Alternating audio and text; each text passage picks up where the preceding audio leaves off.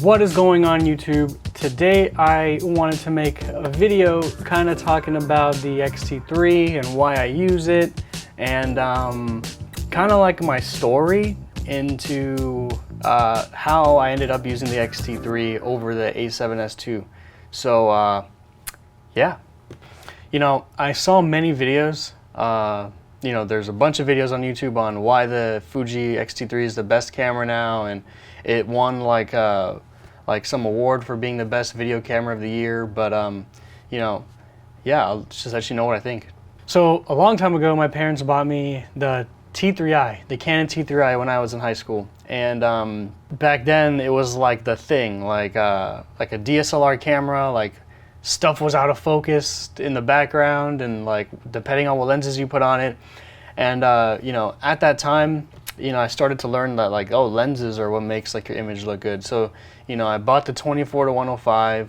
I ended up buying like the Rokinon 85mm, and like, I mean, from that time to like now, and I think I've bought like 3 of the same Rokinon 85mm because I love them so much, and like over time they just break. I don't know, whatever.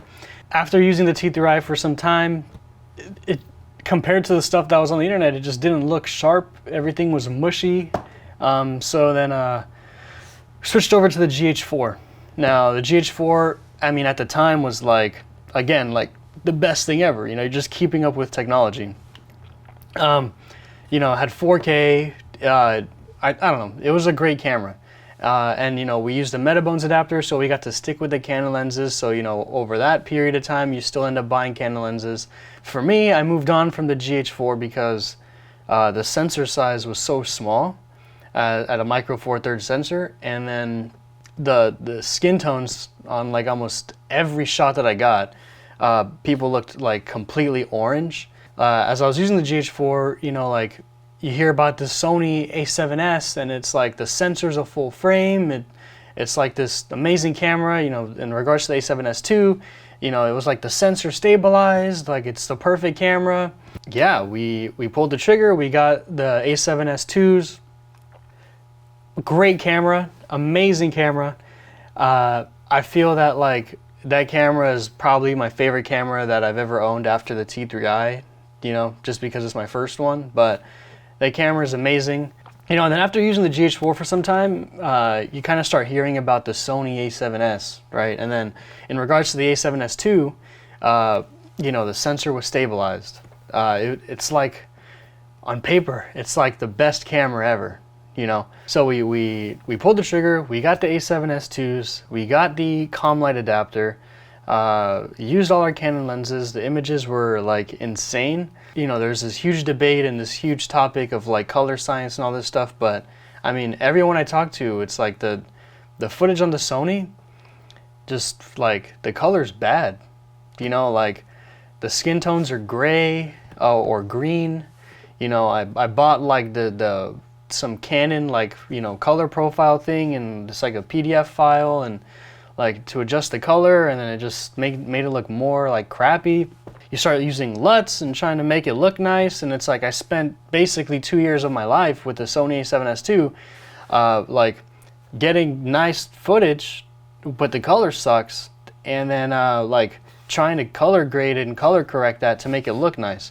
Man, over time, I just don't want to do that anymore. I just want to have a camera that gives me good color, and then I can just make it look better, or just, you know, keep it the same. The GH5 came out, you know, just the experience with the GH4, I don't want to downgrade the sensor or downgrade the sensor size.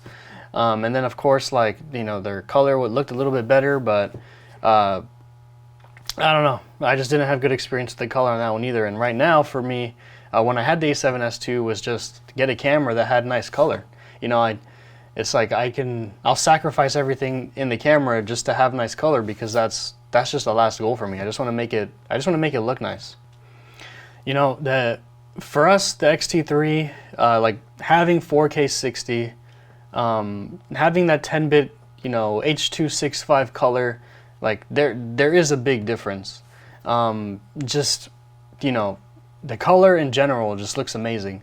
I personally think it's like the best skin tones. You know, unlike the GH4, the skin tones are like peachy, and like reddish, which is like the actual color of your skin, you know?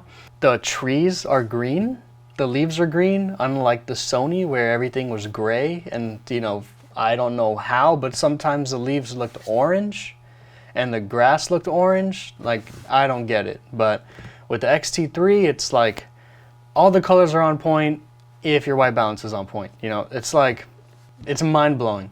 You know, for me, I think the perfect camera would just be if you got the A7S II and you got the Fuji and you like take the color out of the Fuji and then you get the Sony and inject the color of the Fuji into the Sony.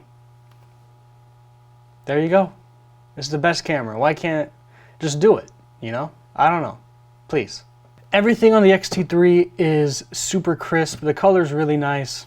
There's a lot of like downgrades, you know, going from the Sony A7S II to the X-T3, especially like the tech, you know, when you look at it like on paper, you know, it's an APS-C size sensor. There's no stabilization on the sensor. The battery life still sucks, you know, but I mean, just like the Sony, so it's not even a downgrade. It's like the same thing. For us, the X-T3 is just like the tool that we're choosing to use for now until like the perfect camera comes out. The S1R came out and everything looks great, you know, but I believe there's a crop at like at 4K 60, which kind of like kills the whole idea of, you know, having the full frame. It's the same thing as the Sony now, whatever. But I mean, the color's better on that one. But now you have the Panasonic, which like, you know, I don't even think there's an adapter out for Canon lenses, so you're stuck buying like $5,000 lenses from them, and then only like 3 are available now, whatever. It's like all a mess. There's no perfect camera yet. We're just using the X-T3 now because